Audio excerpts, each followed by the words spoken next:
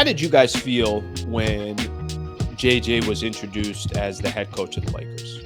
All right. I remember for me, one man's opinion.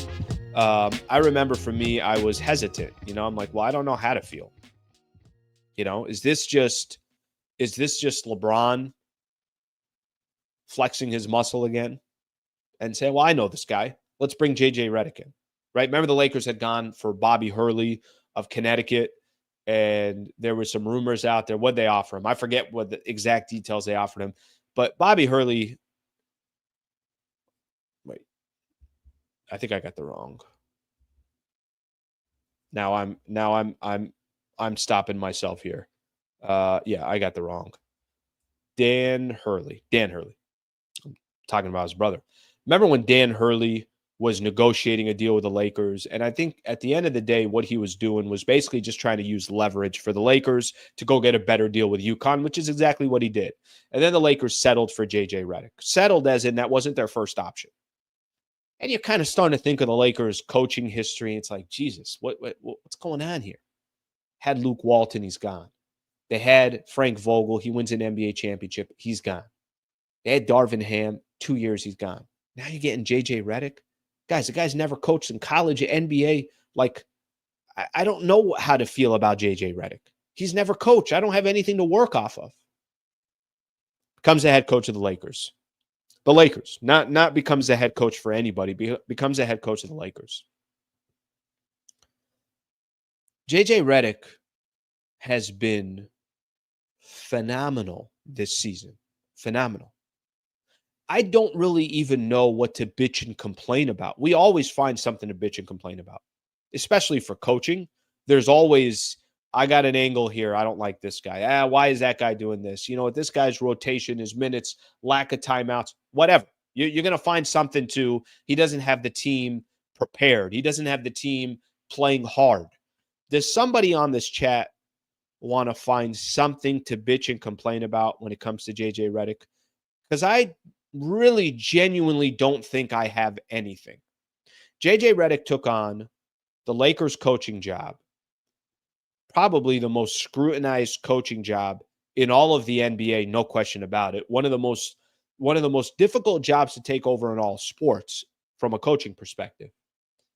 And in this season, he's got a 40-year-old LeBron James. He's got a roster that's certainly imperfect, trying to figure out, all right, kind of style-wise, how are we playing with Anthony Davis? Okay, he doesn't have a center that he needs. Okay, let's kind of put all these pieces together. D'Lo, okay, D'Lo's gone. Cool. Let me use Dorian Finney-Smith. All right, NBA trade deadline's coming up. What?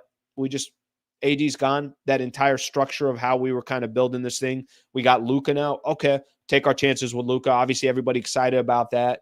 Luka hasn't played a game yet. Guys, in my opinion, it has not mattered at all who's playing, who's not. It doesn't matter the matchup of who they're playing. It doesn't matter the circumstances. It doesn't matter the NBA trade deadline, players that are available, players that are not available. It doesn't matter that LeBron's taken a day off, AD was out, Luka's not available yet. It doesn't matter.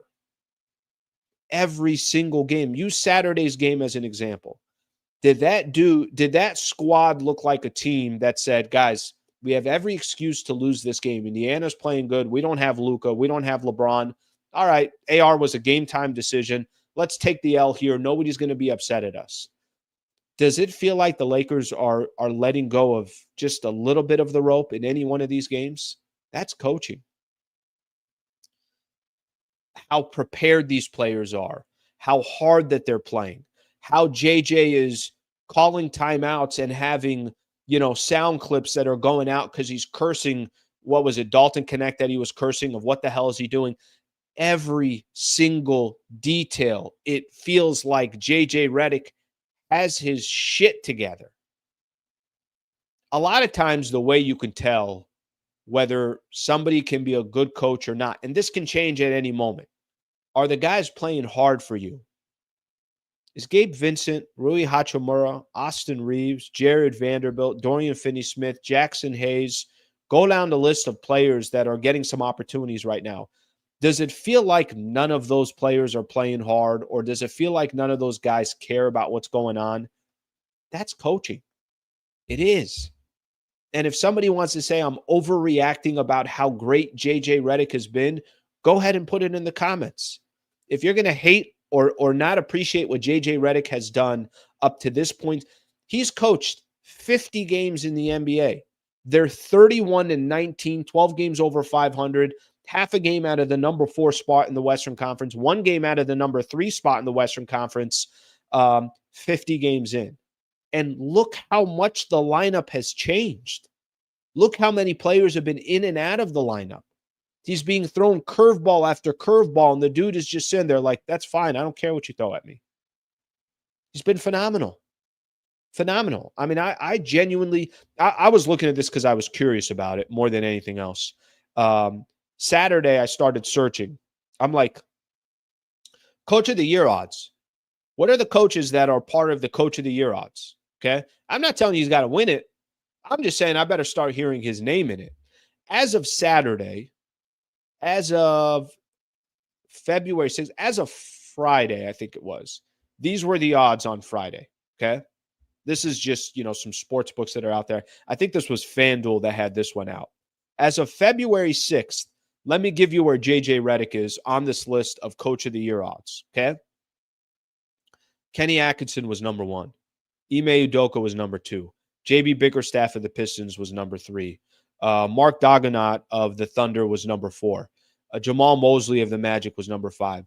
Ty Lue of the Clippers was number 6. Joe Mazzulla of the Celtics was number 7. Michael Malone of the Nuggets was number 8. Tom Thibodeau of the Knicks was number 9. You know where JJ Redick was? I have no idea because they only listed 9. He's not even on the list. JJ Redick's not even on the list.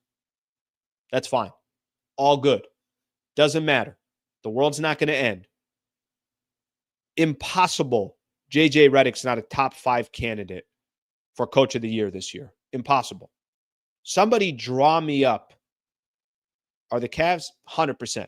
Give Kenny Atkinson all the work. Ime Udoka, they got to kind of get some of their stuff together because they've been losing games. But should he be on the list? Of course. Give JB Bickerstaff. I'm not telling you that there aren't other coaches out there that are worthy of being a Coach of the Year candidate. How is JJ Redick not a part of that conversation? That was as of Friday. Well, they only played one more game since Friday. That was on Saturday. They beat the Pacers. How's he not a part of that conversation? Maybe that's a good thing. Maybe there is some fuel there for JJ Redick and the rest. Maybe he doesn't give a shit, which I wouldn't be surprised at all if JJ Redick's like, I don't care about that. I'm just trying to win games. He's been phenomenal. He has genuinely been phenomenal this year in coaching the Lakers. And for a lot of people that had no idea what he was going to bring to the table, for a lot of people that thought, he's only getting this job because of LeBron. Is anybody, do you know when you're doing a good job as a Lakers head coach? You know when you're doing a good job? When no one's really talking about you. I mean, Darvin Ham would come up in every single post-game show that I did last year. Every single post-game, they're like, I don't know what Darvin's doing. From a fan perspective, right? Not calling the right timeouts, weird lineups that are out there, not giving Max Christie enough shine. Max Christie's going to kill it in Dallas, by the way. That dude's going to demolish it in Dallas. He looks great already in Dallas. Looks actually, oddly enough, looks really good in a Mavs jersey, almost as if he belongs there. But you had so many question marks with Darvin Ham. You had so many question marks of kind of, where's this team going strategically? What are they doing? I'm not going to go back and play you that Anthony Davis soundbite that we all know about during the playoffs against Denver after game 2. He's like, we don't know what we're doing on both sides of the floor. I'm like, that's not good for Darvin. That's probably the end of Darvin Ham. All right, thank you very much for watching the clip. Just want to give a shout out here to one of our partners, the Wallace Firm. They are official injury attorney of the Sliwa Show and Hoops Talk, the entire channel. If you are ever in a need, and I hope you're not, but some type of serious injury with yourself or a family member of yours, I would like to personally help you by introducing you to the best in the business, Brad Wallace and the Wallace Firm. Also got a URL out here that you can use as well. Just go to wallacewins.com/Sliwa. Thank you for their partnership, and thank you for being a part of the Sliwa Show.